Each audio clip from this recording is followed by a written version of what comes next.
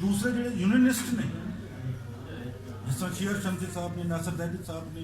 इस तरह के होर काफ़ी सारे दोस्त ने जोड़े यूनियनिस्ट ने, खालिस्तान यूनियनिस्ट और जेन्युइन लोग उन्होंने बुलाओ, हफ्ता बाद बुलाओ, 15 दिन बाद बुलाओ, उन्होंने लैक्चर और देन दसन सानू जो दूसरे सीनियर ने जो तुम समझते हो कि यूनियनिस्ट है नहीं, इन्होंने पता यूनियनिज्म का, वो आके लैक्चर देन दसन कि भाई ये काम करना। अच्छा, ये PFU ने काम नहीं किया, पहले किया जी नवी जिन्होंने वजह तो करके सीनियर यूनियन आज जर्नलिस्ट बनाई, उन्हें काम नहीं किया, कारकुनों ने नहीं दसिया, इस्तेमाल जरूर किया कारकुनों ने दसिया नहीं कि यूनियन की चीज़ होंगी है, इसका करैक्टर की होंगे है, जदोजहद किस तरह करती है, और किन्होंने लोगों ने मिल के करती है। मतलब तुम कदे भी किसी यूनियन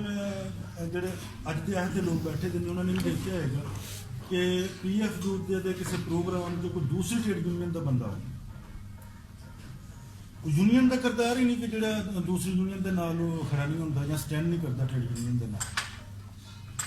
वो मलकी कंपनियां नहीं है, एक मल्टीनेशनल या कोई लिमिटेड कंपनियां नहीं है।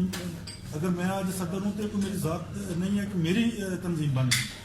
पता नहीं ऐसी गल नहीं, एक करैक्टर है जो मैं किरदार अदा कर,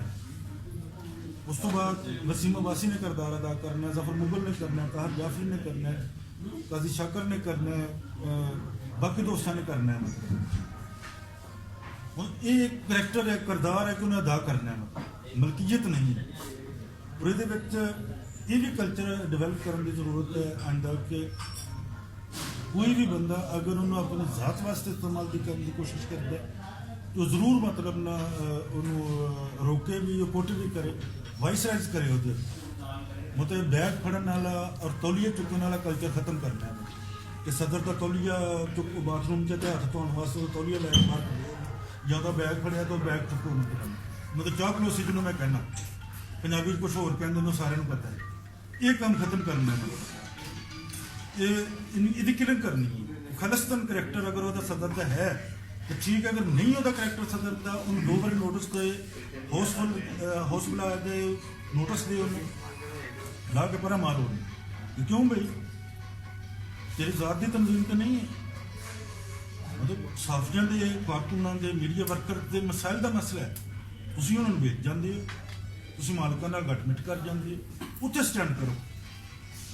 भी तू कल्ला मीटिंग कर क्यों जा रहे हैं, बाकी लोग काहदे वास्ते ने,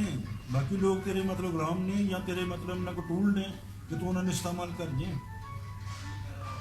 जो तरीकाकार है जो असं देखिए अपनी अखा नाल कि बख्तगीर साहब सन, जिले हसन अख्तर साहब सन,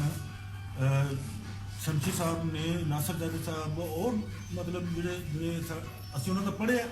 तो बरना साहब सन, सऊद उस्मानी साहब सन, उन्होंने उसे देखा तो नहीं लेकिन बहुत ज़्यादा लोगों ने देखा भी, उन्होंने ना काम भी किया। वो किरदार असं वापस लेना चाहते हैं, रिवाइवल चाहते हैं असं यूनियन, और बहुत ज़्यादा लोगों ने यह भी कहा कि तुम PFU ही काम करो, लेकिन जी चीज़ा